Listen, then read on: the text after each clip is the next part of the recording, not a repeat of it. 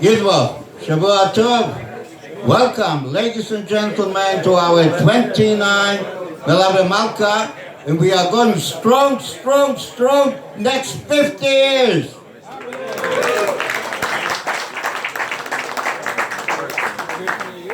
Now, it's not only sushi night. We have to know the reason we are here. Ladies and gentlemen, our Rabbi, Rabbi Fishbain, was the last many, many years here. Did a lot of good, and they need your help. It's not an evening, like I said, of sushi. Our Rabbi and Rebbetzin need your help.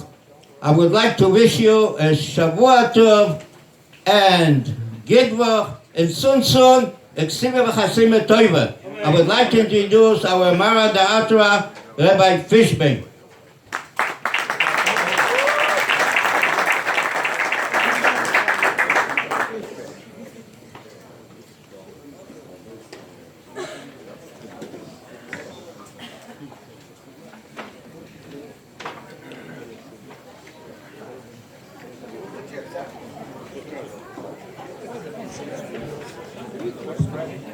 Rabbi, privileged to have with us very special government officials, a kind of very, very prestigious group. Welcome. Our town supervisor, God bless him, Mr. Daniel Sturm.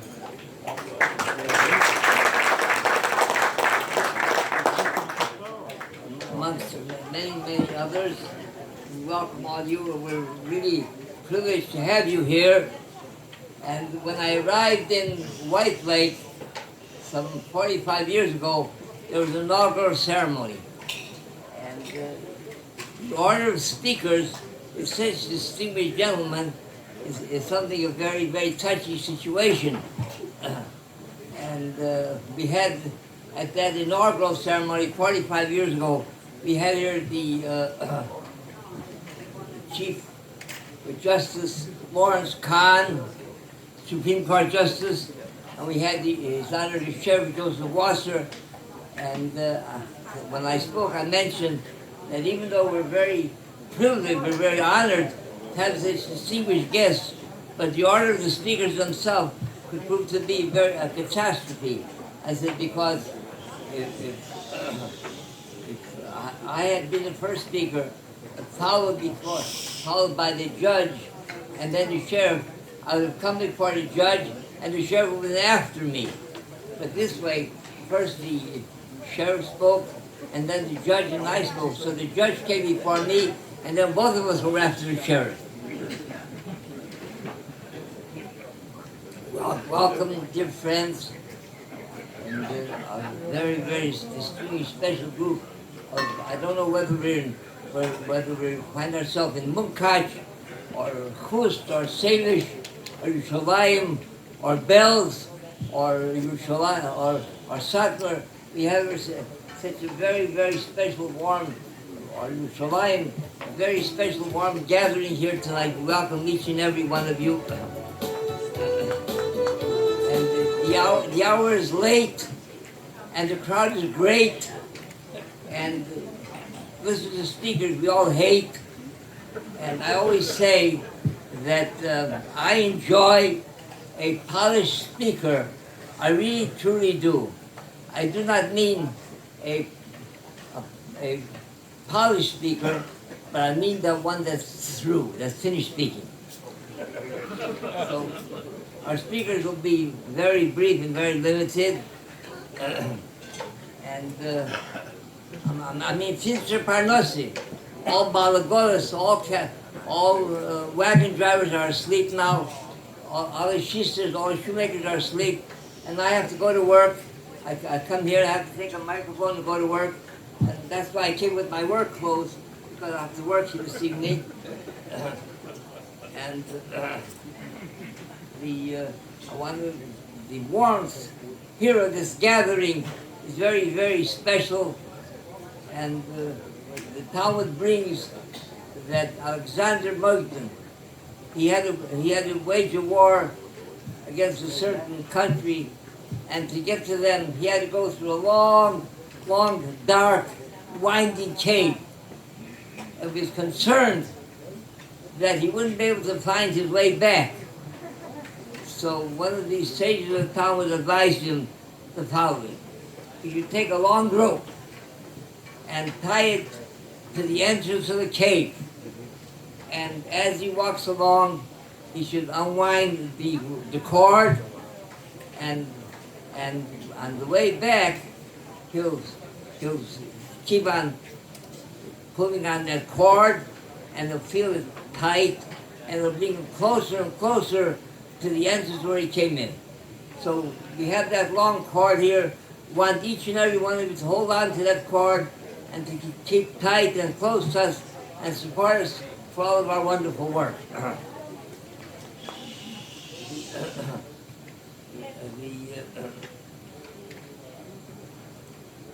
I want to take the time to introduce to you a very special gentleman, one of the most esteemed and spokesman of the Carpathian colony. Everyone knows him, respects him, loves him. It's my pleasure to introduce you, Rabbi Yaakov Yashu Zamanovich.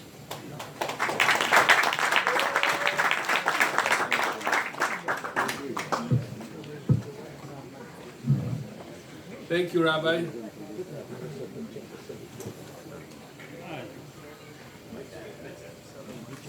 So the Rabbi has to be brief. I'll put away 2 pages.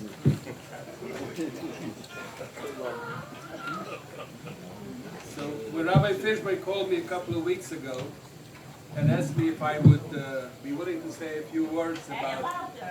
Oh, so when the Rabbi Fishbain called me a couple of weeks ago and asked me if I'd be willing to say a few words about the shul and introduce the Master of Ceremonies, David Shlomovich, I said, sure, why not? But when I sat down to think about what exactly I was going to say, it dawned on me that tonight is indeed a very special evening, as we have gathered here to honor the memory of our dear friend and neighbor, Kasil Karzewski.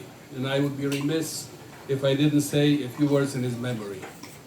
But first I'd like to tell you a story. The world's most famous set of awards is the Nobel Prize. They were endowed more than a century ago by Alfred Nobel, a man who made his fortune by producing explosives. The creation of the Nobel Prizes came through a chance event.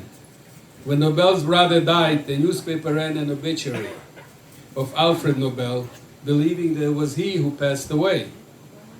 Thus, Nobel had an opportunity granted very few people to read his obituary while alive. What he read horrified him. The obituary described him as a man who made it possible to kill more people more quickly than anyone else before him.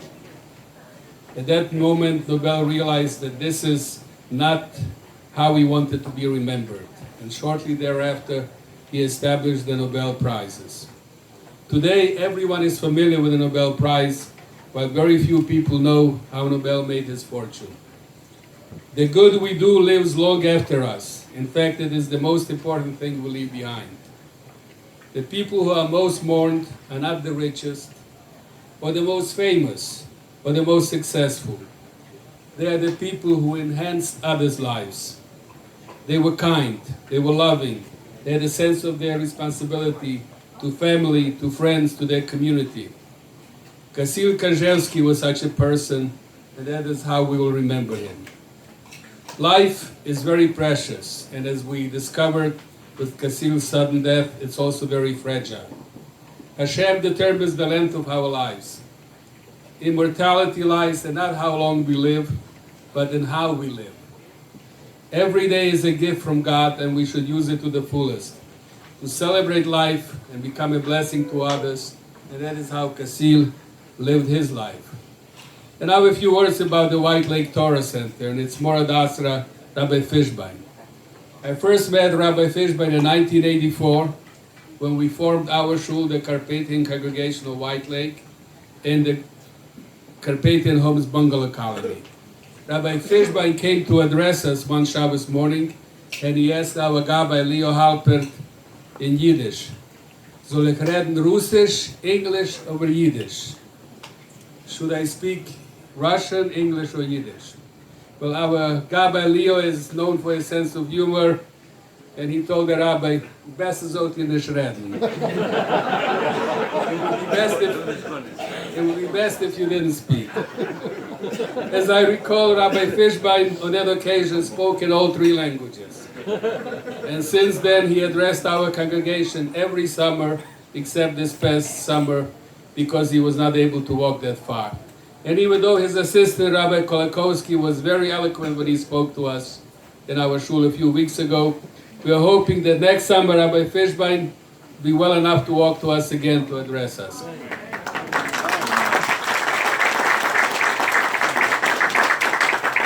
Rabbi Fishbain does a tremendous job in maintaining Yiddishkeit in this area, and he has helped many unaffiliated Jews to discover their roots and to return to their faith. Rabbi Fishbain was also a very important influence in Kassil's life. Growing up in the Soviet Union, Kassil did not have an opportunity to learn much about Yiddishkeit. Rabbi Fishbain nurtured his interest in Judaism, and Kassil became a regular in the rabbi's shul. He loved the shul and supported it with his heart and soul, and he found his Torah home here, and he brought many of his friends here to find their own Torah experience. As for me personally, the rabbi and his shul make it possible to come to this area well before the summer season begins, since I know that I can always find a minyan here. I also very much enjoy the rabbi's Dvar Torahs, which always include a few jokes. I know it is extremely hard work to keep the shul going year-round in this area, so please be generous in your help, and I wish the rabbi health and strength and to continue this very important work for many years to come.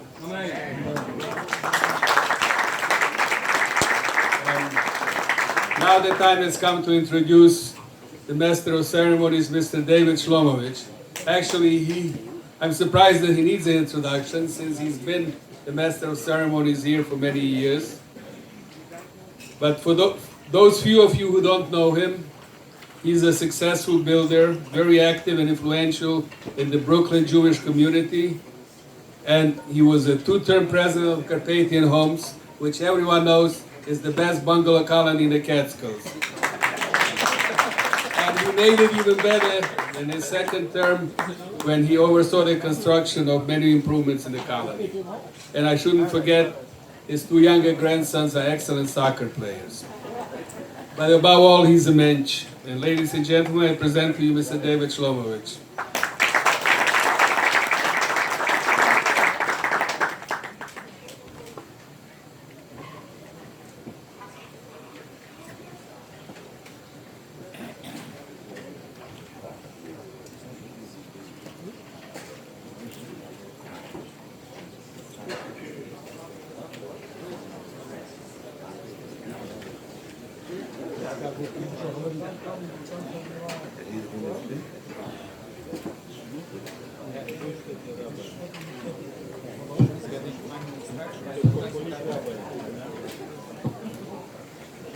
Thank you very much, Yasha, for your powerful words. It is always such a pleasure to hear you speak.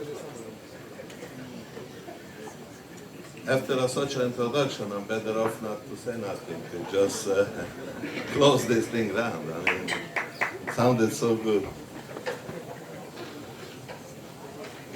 This shows for us gathering here, how important this evening is to all of us. I would like to begin by saying good work, Rabbi Fishbain and Rabbi Fishbain, public officials, community leaders, elected officials, friends, and guests. Like you heard already, my name is David Shlomovich. The good news is I'm still not a public speaker or a politician. So tonight I will definitely speak from my heart. In listening to the rabbi, we always have to listen to the rabbi.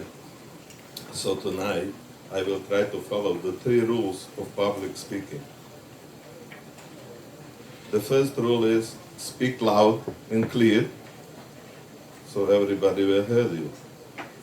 The second rule is dress nice and neat so you will look better.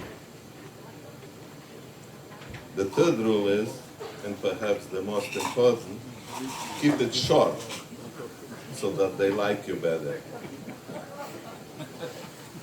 So I will definitely try this tonight.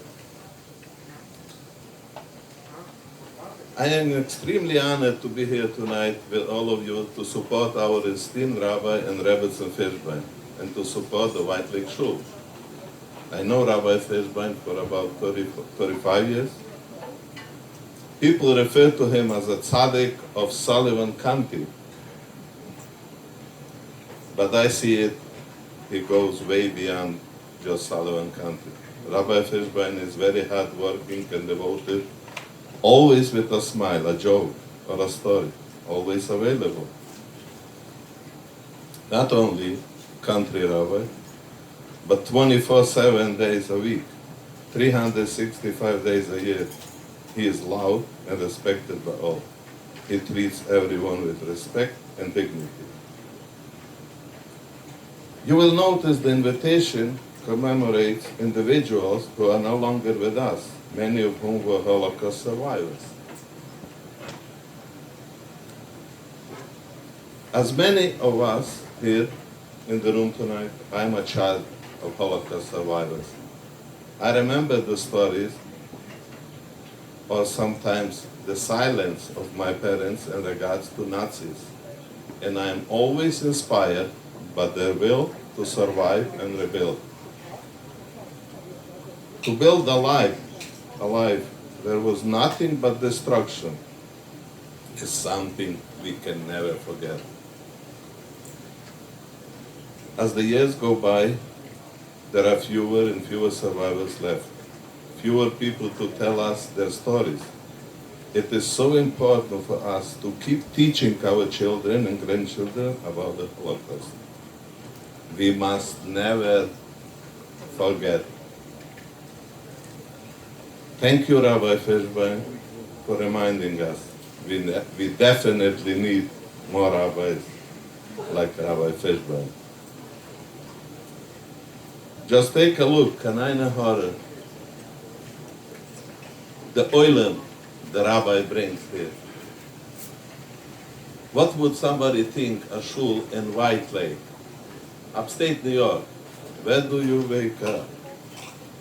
Something for a shul. Amlau Malkah. Normally would be in a telephone booth that it looks crowded. That would be but not this shul.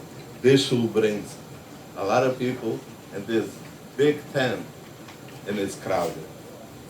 Thank you, Rabbi Fishbain, again. This is the shul where not everybody is a member, but where everybody belongs. Rabbi Fishbain has managed to build the Walmart of shuls right here in White Lake.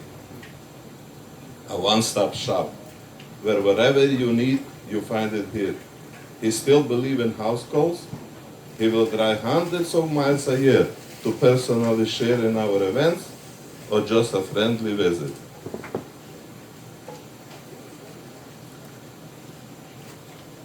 As Rabbi told me, the first speaker we're going to have Moshe Mendy Klein.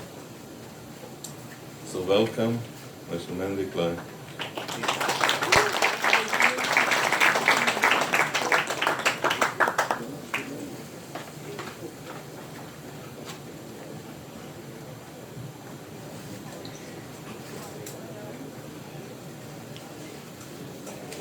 Thank you, Mr. Shlomovich.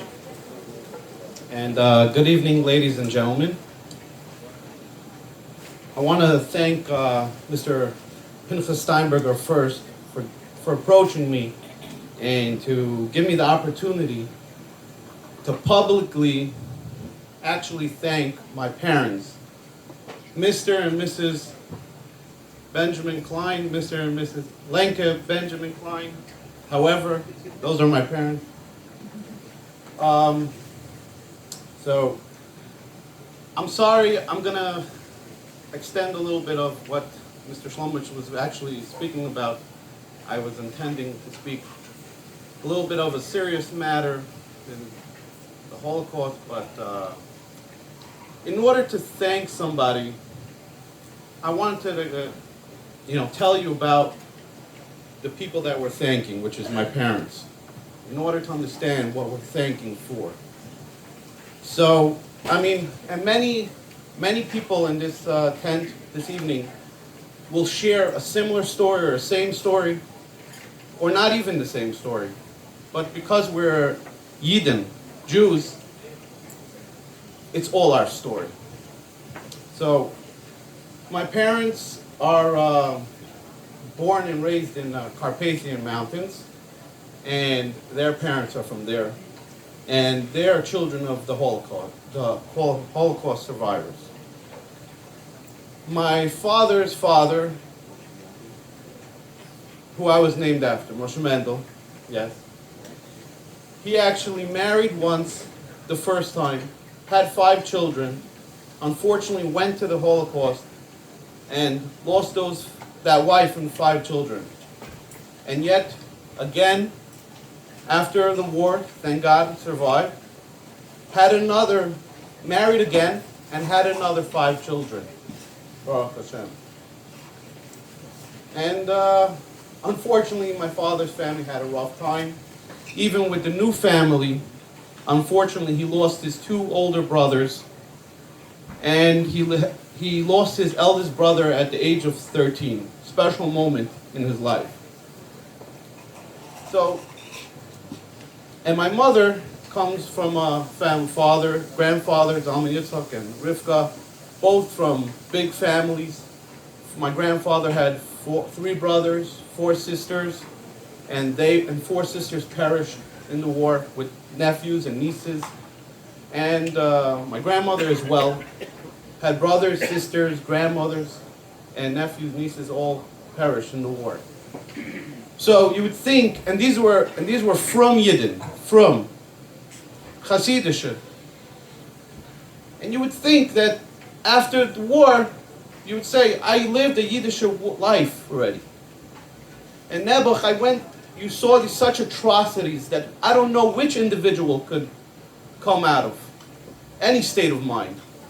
Yet, to continue to believe in the Yiddishkeit. And they started another house of Yiddishkeit. My grandparents married, had children. Now, they overcame the one struggle of the Holocaust. But then they have the second struggle of where you're coming into back home, which some people had to fight for their homes because their homes were occupied by their neighbors or other individuals that took over while they were taken away from their homes. So yet another struggle. Get your home, start a family in communist Soviet Union. Religion is forbidden, anti-Semitism is practiced, and yet they still believed and fought and kept Torah and mitzvahs. And my parents and my grandparents, another struggle where the Soviet Union in Carpathia, you couldn't be a Yid, and that's not a life. So you had to pick up from nothing, take your family, and go to another country and start from scratch over scratch. And Baruch Hashem, my grandparents and my parents, with Hashem's help, survived. And every day survived.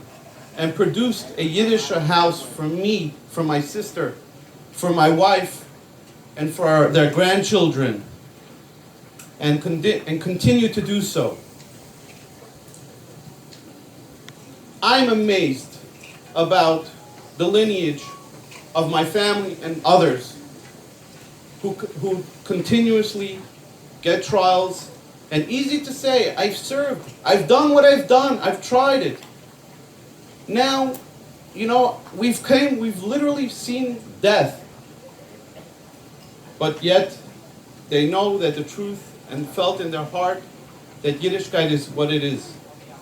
And my parents came to America and sent me and my sister to whatever, not what they think is right, what they always knew was right and was always right. And they sent us to yeshivas. And Baruch Hashem, we send our children to yeshivas. And Baruch Hashem, Hashem has provided my mother and my father with the abilities of success and family and parnasa, and they have the capability. My parents understood, this is where I grasp, my understanding of what's important is from my parents and my grandparents. And they know that a shul is a necessity in a Jewish person's life. A Rebbe, where you could turn to in times of need, in times of question, in times of simcha, in everything. In a Jewish life, we need a Rebbe and we need a shul to be able for bris, from the start of your life, from your name to your bris, to getting married, to bar mitzvah, to getting married, and unfortunately, leaving this world, but yet to going to the Bayis Ne'eman. So, thank God, my parents, they came, and when we lived in Borough Park, they found a nice shtibel, a nice Heimish shul, where it reminded them at home where they come from, and they moved to Midwood and Eitz Chaim, and they found the same. And my parents are big supporters and lovers of the shul over there in Eitz Chaim. And now we're approached finally in White Lake. Amazing. Like Mr. Shlomo said, like Mr. Zalmanshvit said, that who would ever think 35 years ago, surrounding 360 of grass and farms and chickens, that the Rebbe would establish a shul over here. And my family came, fortunately, approximately 14 years ago to this White Lake area, and conveniently, again, Hashem has blessed us under our footsteps. Rabbi Fishbain and Rebbitzin Fishbain, wonderful, terrific individuals. We thank you very much. And I thank my parents for everything, for giving us the Yiddish life, and for being the best parents, and always being there and continuously being there. And thank you for supporting the shul. Everybody here is very grateful, and we hope to continue year after year, and B'ezrat Hashem till Mashiach comes.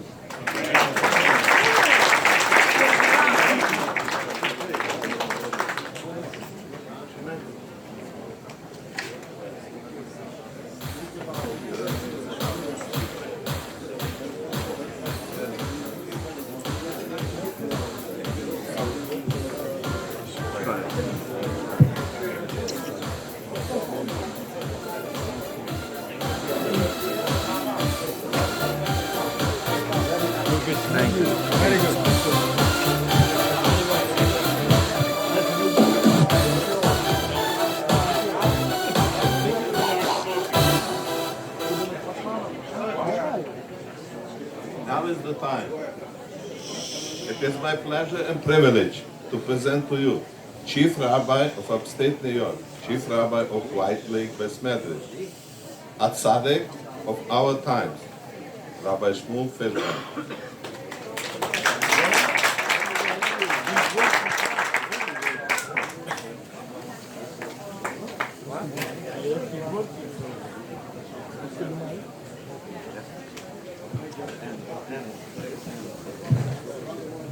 After very moving, very inclusive words of Moshe Melaveh inside. It's very, that's all very touched.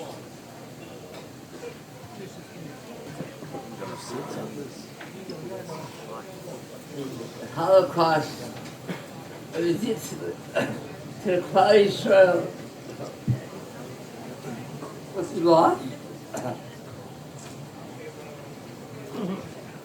There was a cartoon, a London newspaper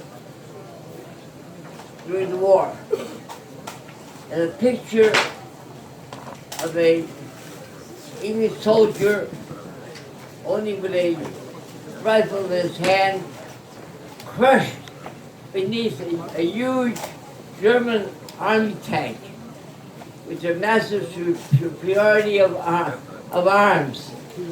And with last ebbing strength of his soul of his strength, he scribbled out the words, "Courage alone is not enough." All the courage that my residents, my family, and myself that we have been giving forth, but it's not enough alone.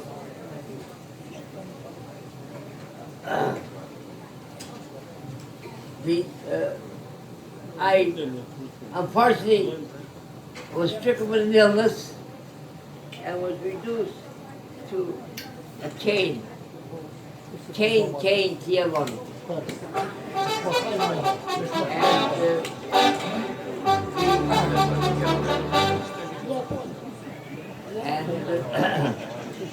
The reason, Baruch Hashem, that I'm recovering so nicely and so rapidly, there's one hidden star. One of the most dynamic spokesmen for Torah, a Peh Maprik Magodius, was the Mirror Rosh Yeshiva of Melaveh. And the doctors diagnosed a very serious terminal illness, a growth in his voice box. And they said his voice box must be removed. He went to Rabbi Lapian and he told him that he has to have his voice box removed. Rabbi Lapian told him, he said, "Don't you dare. The Rabbi Almighty gave the world such a Peh Maprak Magodius, such a dynamic voice for Torah, such a lighthouse. It cannot be removed." He says, "I personally will be misfouled for you. Do not have the surgery and you will recover." Baruch Hashem, after the diagnosis, he lasted 35 years. My Rebbe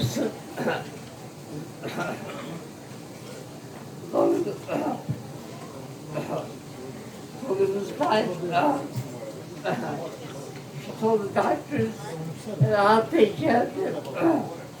And restored to good health. And Baruch Hashem, because of her, I'm just about ready to throw away this cane. Thank you.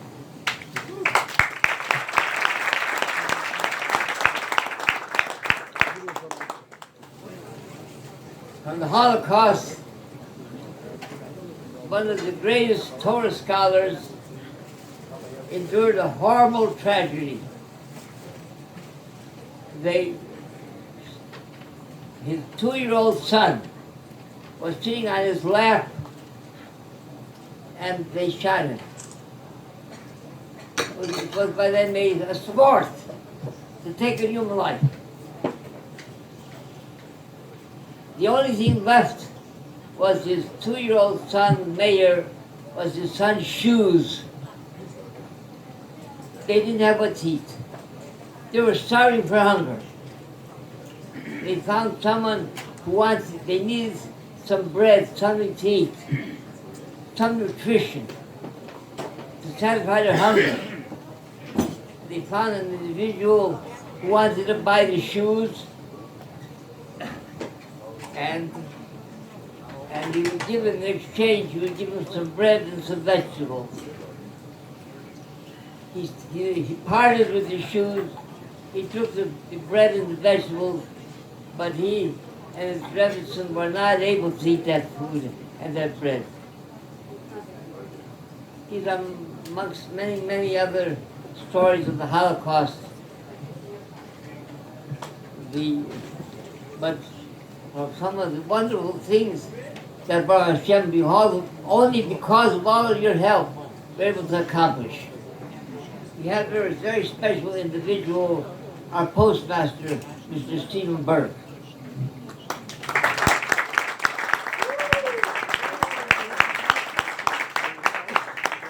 And he mentioned to me a heartache that he lives with every day of the year, every night, every morning.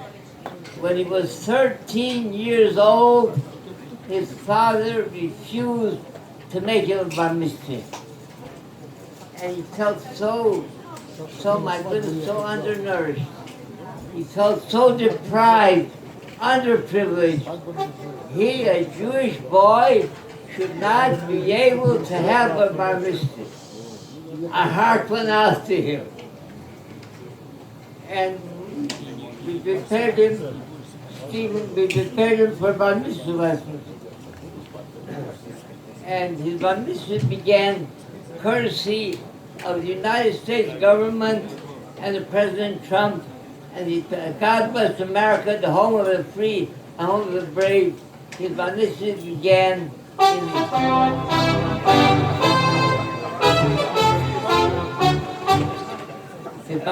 began in the post office itself. And that's where he was for 43 years. 43 years after the bar mitzvah, he was able to put on a pair of tefillin.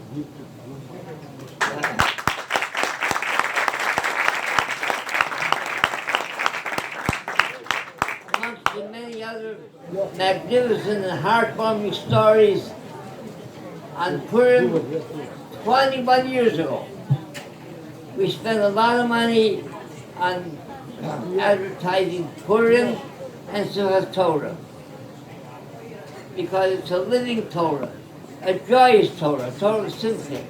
It's not just to come to say Kaddish or to pray that you shouldn't be that you shouldn't leave this world. It's a living Torah. And there came a mother with a young high school boy with a flannel plaid shirt and dungarees, torn dungarees, like the style is. And we were looking for the father. We discovered not only is the father not of the Jewish faith, but as an infant, as a tender infant, the father brought him into a church and had him baptized. That baptizing, we're sitting here tonight, and from 1 year ago, he walked into our Medrash. 7 months ago, he made a Siyum Hashas.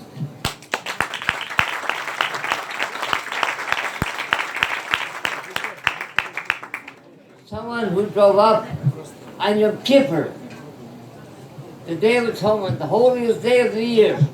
He drove with a car, and today he fasts what we call the Hab, every Monday and Thursday, following certain periods of the year. Amongst many, many others. The Holocaust, it's hard to come away from the Holocaust. The atrocities are unbelievable. Human beings, what human beings can do against human beings. prevent all the anger that we have, it will not bring them back alive. But there's one thing that we can do. Make certain that which was dear to them, and that which they gave up their life for, that we continue to perpetuate. Because if we fail to do so, we'll be even guiltier than the assassins, because they only killed them in the flesh, but we were going to kill them in their spirit. And these 6 million are crying to us from their graves. We died once in the flesh. Let us not die again in the spirit.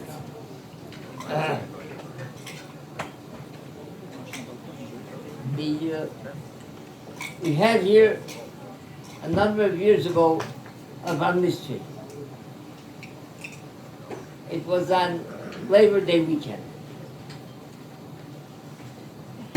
The parents came to me originally, they wanted to make it on a Saturday.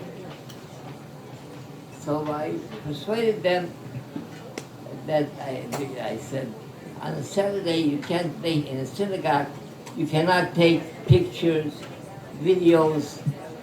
I said, and it's very close to its last summer of the weekend, the Shabbos of the weekend, Saturday. We'll make it on Monday. And then you'll be able to take pictures and videos. Everybody will be able to drive right up. So I persuaded them successfully. I received a call on Monday morning that all the colleagues then be out, and all minyanim don't exist anymore. I received a call from them, what time you daven this morning? I told him, he came to run his ship.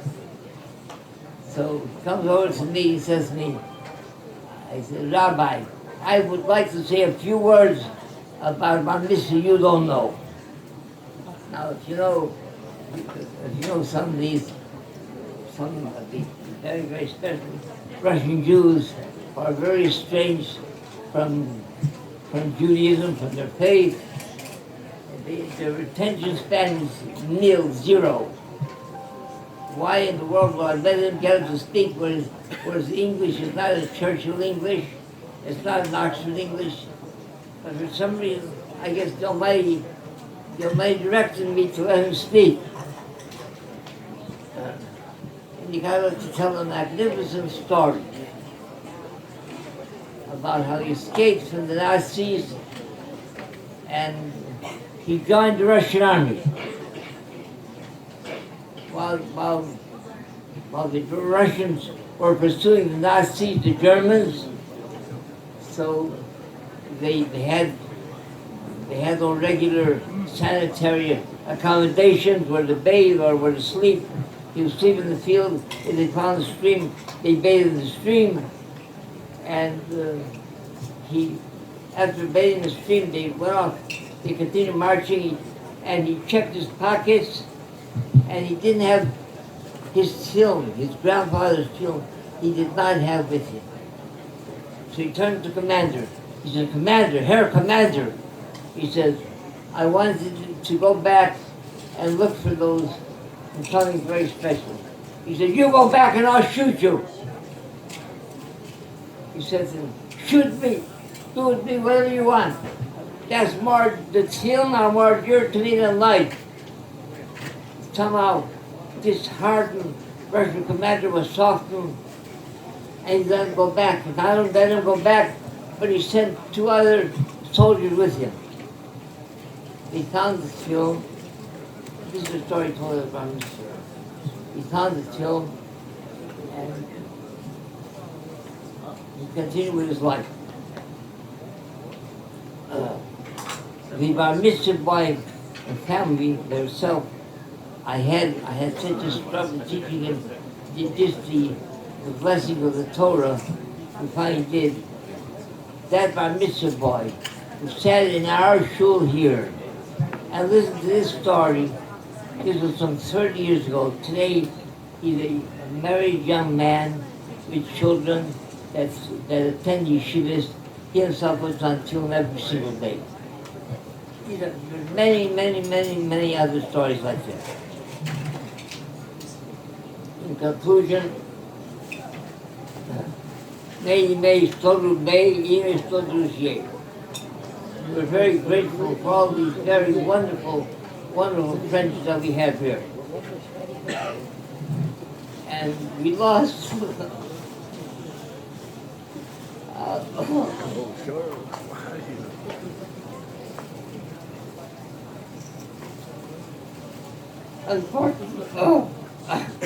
unfortunately, one of our strongest and ardent supporters in heart and soul, Kasil Karzeski,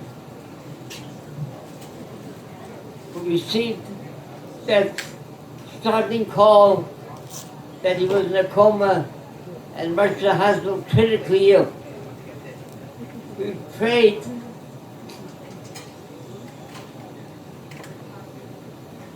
with everything that we had.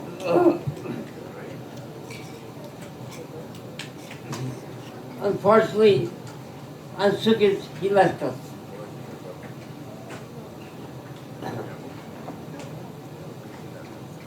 From all those that are present and not present, his presence is felt here tonight.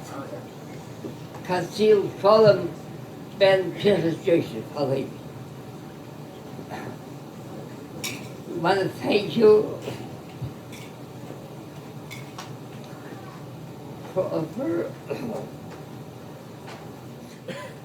for being behind us. And for using all your skills, all your life skills, everything put into our dispenser. Whatever we needed, Kasil was there. Day or night, he came running. I also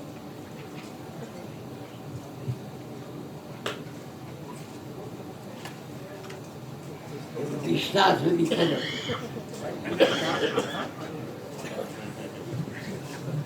I also want to thank very much one of our dearest friends, Rabbi Shlomo, his wife Shayla. Many of the things that take place here there's those that work behind the scenes. There are scenes because there's someone that works behind the scenes. And Rabbi David is always working behind the scenes. His ideas, his ingenuity, his intelligence, you can't believe. He called me any time of day, once and again, another idea how to strengthen our business. Thank you very much, Rabbi David and Shayla Shlomo.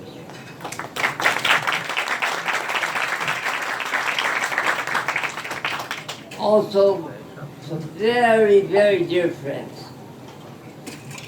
We're here over 40 years. Every bungalow colony. Yeah, bungalow colony for 8 weeks. Or even a colony that are here also for 8 weeks. They can spend up to $800, $900, $1,000, $1 million to build a besmedrash. Only for 8 weeks, 8 weeks only, that's all. It's gone, after the end it's gone. They have, each and every one of them, many of them, they have a very special celebration, something which is the life of a shul, to have a Achlasa Sefer Torah, to bring a new Sefer Torah into a shul is one of the most important events. A shul lives from that. Every other Sunday, there's in every county, wherever you go, there's county times. We were 40 years without our own Sefer Torah.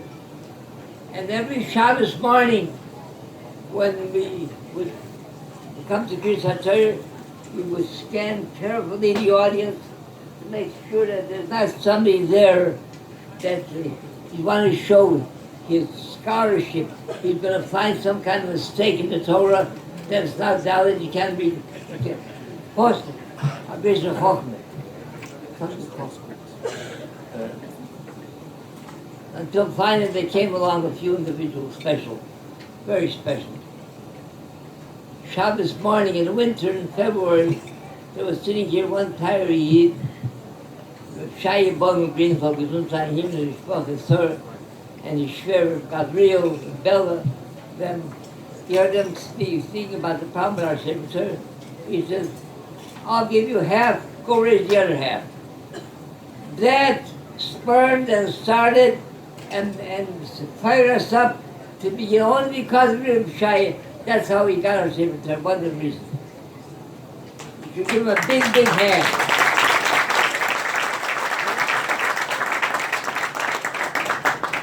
The second is a very special mishpacha. David and Rachel Gutman, also Baruch and Sir Romano. They opened up their house and their heart, and they spent a fortune to be able to treat everybody, to make sivas, to write, to finish writing the Sefer Torah. And when the Sefer Torah was finally brought in to its finally resting place in our Medrash, the first Sefer Torah we had in 40 years, the way he clutched, I wish I had a video of it, the way he clutched the Sefer Torah, and the tears,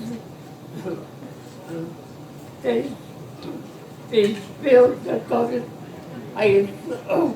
I still see it today. Thank you very much, my brother. Also, our Sefer Torah that we have today is also due to another very special couple. Shimshon and Ruth Rosenberg.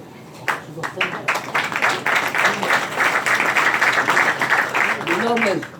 Shimshon, Dr. Shimshon, Dr. Rosenberg. And he and his wife Ruth, Baruch Hashem, they also opened up their hearts once and again to make sure that we have that Sefer Torah that we need. I'll give him a big hand. He deserves a big one. A big one.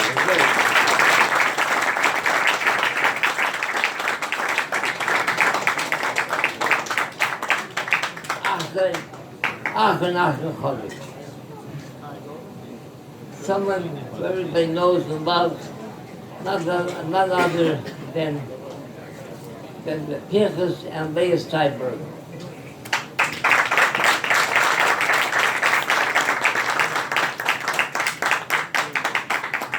When Pinchas is smart and is shrewd, he's in business, he's even shrewder when it comes to helping our Medrash. He always comes up with ideas and ways and all sorts of ingenuity to be able to help us to make certain that we continue all of our work here until Mashiach. Thank you, Pinchas. Amen.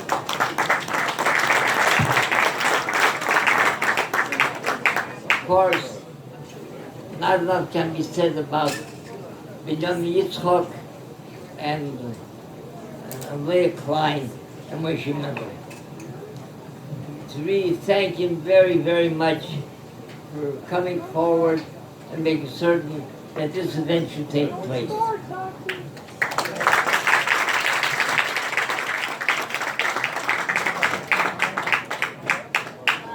Thank each and every one of you. Thank you for coming. Thank you for supporting us. Thank you for helping us.